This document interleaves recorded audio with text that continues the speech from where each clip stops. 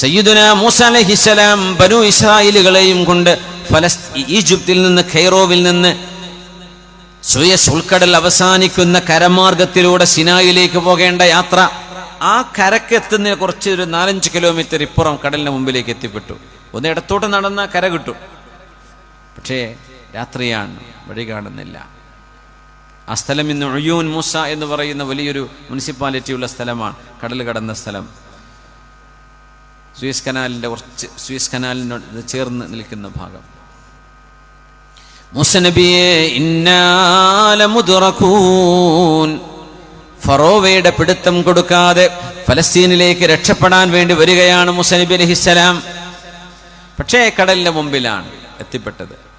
12,000-ഓളം വരുന്ന ഇസ്രായേൽ മക്കൾ മുഴുവൻ മൂസ നബിയോട് പരാതിയും മൂസ നബിയോട് ശാപത്തിന്റെ വാക്കുകളും പറഞ്ഞു. മൂസ നബിയെ, എന്തിനീ പണി ചെയ്തു? എന്തിന് ഞങ്ങളെ കുടുക്കിക്കളഞ്ഞു?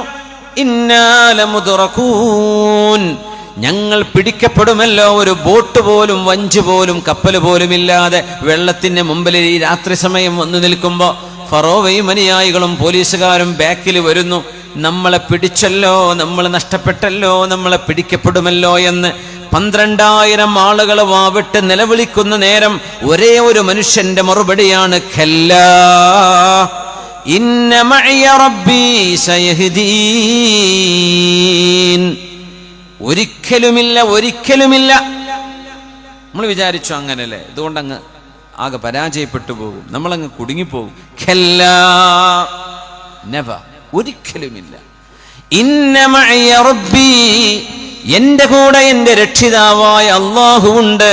സയഹ്ദീൻ, ആ റബ്ബെനിക്ക് നേരായ മാർഗം കാണിച്ചു തരും. എവിടെ? ഒരു ബോട്ട് മൂസ നബി കാണുന്നുണ്ടോ മുമ്പില്? ഇല്ല. തുഴയാൻ എന്തെങ്കിലും ഒരു റോ ഉണ്ടോ? അതുമില്ല. ഒരു പലക കഷ്ണുണ്ടോ മുമ്പില്? അതുമില്ല. അങ്ങനെ പ്രതീക്ഷകളില്ലാത്തൊരു നേരത്ത് സയ്യിദുനാ മൂസ നബി പറഞ്ഞ വാക്കാണ് ഇന്ന മഅയ റബ്ബി, എന്റെ കൂടെ എന്റെ റബ്ബുണ്ട്, എന്റെ റബ്ബന്റെ കൂടെയുണ്ട്. നമുക്കങ്ങനെ തോന്നാറുണ്ടോ? അല്ലാഹുവിന്റെ കൂടെയുണ്ട്. ഏറ്റവും വലിയ അറിവുകളിൽപ്പെട്ട ഏറ്റവും വലിയ അറിവാണിത്, അല്ലാഹു കൂടെയുണ്ട് എന്നറിയുന്ന അറിവ്. ഈ അറിവാണിന്ന് കിട്ടേണ്ടത്. ആ അറിവില്ലാതെ നമ്മൾ കുറേ എന്തൊക്കെ നമ്മൾ മസ്അല പഠിച്ചു വെച്ചാലും ഈ അറിവ് കിട്ടാതെ പോയാൽ അതൊന്നും നമുക്ക് ഉപകാരപ്പെടുന്നില്ല, അല്ലേ? ഇന്ന മഅയ റബ്ബി സയഹ്ദീൻ. 12,000 ആളുകളുടെ മനസ്സിൽ വന്ന നിരാശയെ നിഷ്പ്രഭമാക്കിക്കൊണ്ടാണ് പ്രവാചകൻ മൂസ നബി അലൈഹിസ്സലാം, കലീമുള്ളയാണ്, കല്ലാ, ഒരിക്കലുമില്ല. മക്കളെ, നിങ്ങൾ എന്തായി പറയുന്നത്? നമ്മൾ കുടുങ്ങുകയോ? നമ്മൾ അല്ലാഹുവിന്റെ ദീനിന്റെ ദഅവത്തുമായി വന്നവരല്ലയോ? അടിച്ചമർത്തപ്പെട്ട മദ്ലൂമീങ്ങളല്ലയോ? നമ്മളെ അല്ലാഹു കൈവടിയുകയില്ല. ഇന്ന മഅയ റബ്ബി സയഹ്ദീൻ, എന്റെ കൂടെ എന്റെ റബ്ബുണ്ട് എന്ന് മൂസ നബി പറയേണ്ട താമസം അതാ വരുന്നു വഹി. ഫളുരിബ് ബിഅസാകൽ ബഹർ, ആ കടലിൽ അങ്ങയുടെ കയ്യിലെ വടി കൊണ്ടടിച്ചോളൂ മൂസ നബിയെ. ഇപ്പോഴല്ലേ കടല് പിളരുന്നത്? അതല്ലേ ബൈബിൾ പുസ്തകം എക്സോഡസ് എന്ന് പറയുന്ന ചാപ്റ്ററാക്കി അതിന്റെ കഥ പറയുന്നത്. ഇസ്രായേൽ മക്കൾ 12,000 ആളുകൾ കടൽ കടന്നു പോയ രംഗം മൂസ നബിയുടെ ഒരൊറ്റ സിഖത്താണ്, മൂസ നബിയുടെ തവക്കുലാണ് അലൈഹിസ്സലാം. അലിഫ് ലാം മീം ദാലികൽ കിതാബു ലാ റൈബ ഫീഹി ഹുദൽ ലിൽ മുത്തഖീൻ الذين يؤمنون بالغيب ويقيمون الصلاة ومما رزقناهم ينفقون. കണ്ണുകളെ കൊണ്ട് കാണാൻ കഴിയാത്ത മനുഷ്യന്റെ സെൻസുകൾക്ക് അതീതമായൊരു ലോകം നമ്മുടെ മുമ്പിലുണ്ട് എന്ന് കാണാൻ കഴിയുന്നിടത്താണ് മുഅ്മിനായ മനുഷ്യൻ മുഅ്മിനാകുന്നത്.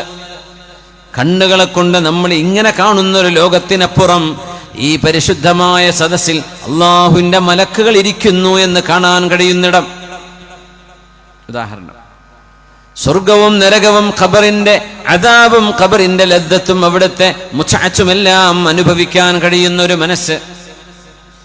കണ്ണുകൾക്ക് അതീതമായ സെൻസറി ഫാക്കൽറ്റികൾക്ക് അതീതമായ അള്ളാഹുവിന്റെ ഗൈബിയായ ഒരു ലോകം ഉൾക്കൊള്ളാൻ സന്നദ്ധതയുള്ള കൽബുകൾക്ക് വിശുദ്ധ ഖുർആൻ ഒരു നൂറായി പ്രകാശമായി ലഭിക്കുകയുള്ളൂ. അല്ലാത്തവർക്ക് അതൊരു പുസ്തകമാണ്, അവർ വായിച്ചു തീർക്കും.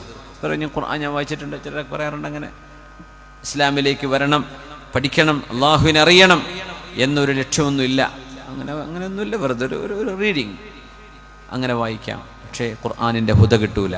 ഹുദ കിട്ടുന്നവർ നമ്മുടെ കണ്ണുകൾക്ക് അതീതമായൊരു ലോകം മുമ്പിലുണ്ട് എന്ന് കാണുന്നവരാണ്.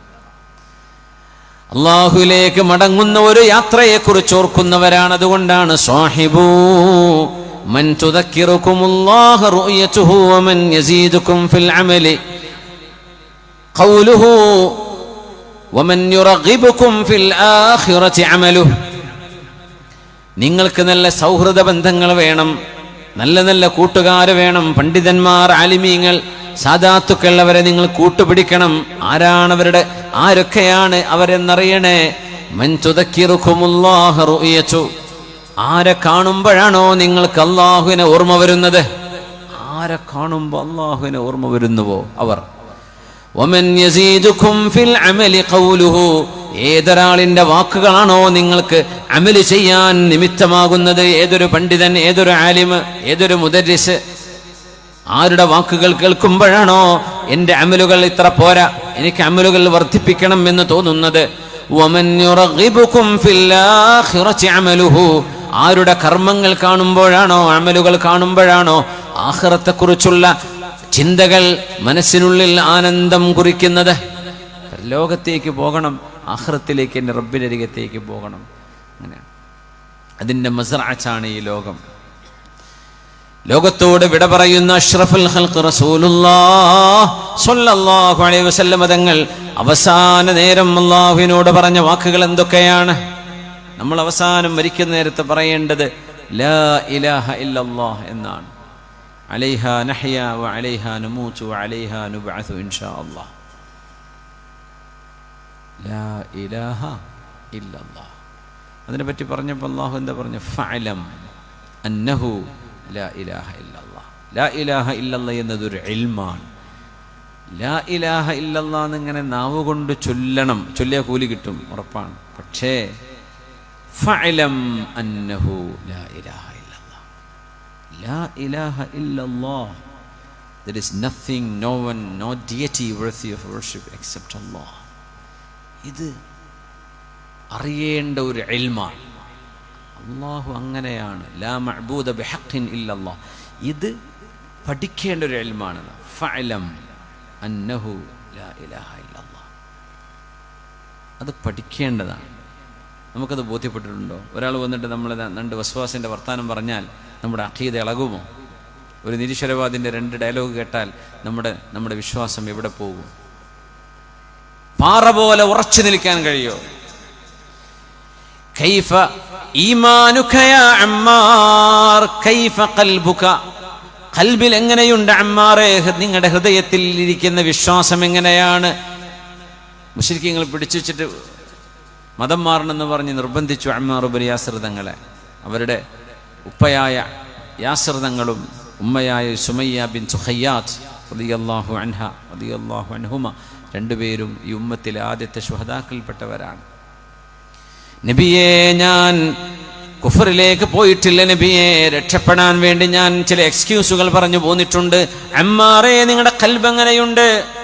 മുത്മഇന്നും ബിൽ ഈമാൻ, ഈമാൻ കൊണ്ട് നിറഞ്ഞു നിൽക്കുകയാണ്, ശാന്തമാണ് നബിയെ എൻ്റെ ഹൃദയം, ഈമാൻ കൊണ്ട് ശാന്തമാണ്, ഈമാൻ കൊണ്ട് ശാന്തമാണ്. നോക്കണേ, ഈ ലോകത്ത് ഏറ്റവും കൂടുതൽ സമാധാനം അനുഭവിക്കുന്നത് അല്ലാഹുവിൽ വിശ്വസിക്കുന്ന മുഅ്മിനീങ്ങളാണ്. സൂറത്തു